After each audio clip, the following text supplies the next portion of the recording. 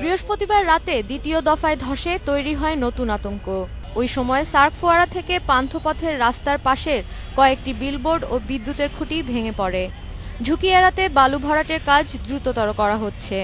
আমরা প্রচুর পরিমাণ বালি ফেলেছি এবং আমাদের যে বুয়েটের এক্সপার্ট আছে ওনাদের হলো কি আমরা বালি ফেলে, যেহেতু আমরা ভিতরে যেতে পারছি না, বালি ফেলে এটাকে স্টেবল করতে হবে।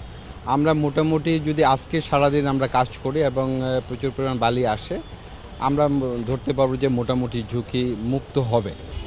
এদিকে এই ভবন নির্মাণে কোনো ত্রুটি ছিল না বলে দাবি করেছেন নির্মাতা প্রতিষ্ঠানের এক কর্মকর্তা। সম্পূর্ণরূপে রাজুকের নির্দেশনা, গাইডলাইন এবং আপনার অ্যাপ্রুভ প্ল্যান নিয়ে আমরা কাজ করেছি। এখানে আমাদের কোনো রকমের ত্রুটি আমরা দেখি নাই। ধসে যাওয়া এলাকা পুরোপুরি ঝুঁকিমুক্ত না হওয়া পর্যন্ত আশেপাশে সাধারণ মানুষের চলাচল বন্ধ করেছে ফায়ার সার্ভিস। গতকালকে একটু ল্যান্ডস্লাইডের দুটো বিলবোর্ড পড়ে গেছে, তো এখন এই জায়গাটা এখন ফিল আপ করার চেষ্টা চলতেছে। তো আমরা একটু আরেকটা ইয়ে করেছিলাম, আমরা ওখানে ইনফর্ম করে দিয়েছে যেন একটু ভারী যানবাহন যেন ওই পাশের রোড দিয়ে না চলাচল করে। এদিকে সকালে ঘটনাস্থলে যান ঢাকা উত্তর সিটির মেয়র আনিসুল হক। তিনি জানান, এই এলাকা ঝুঁকিমুক্ত করতে আরও বালুর প্রয়োজন। বালু সরবরাহ করতে বিভিন্ন কোম্পানির কাছে অনুরোধ জানানো হয়েছে।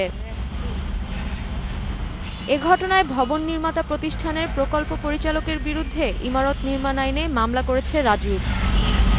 Sadia Afrin, Independent News, Dhaka.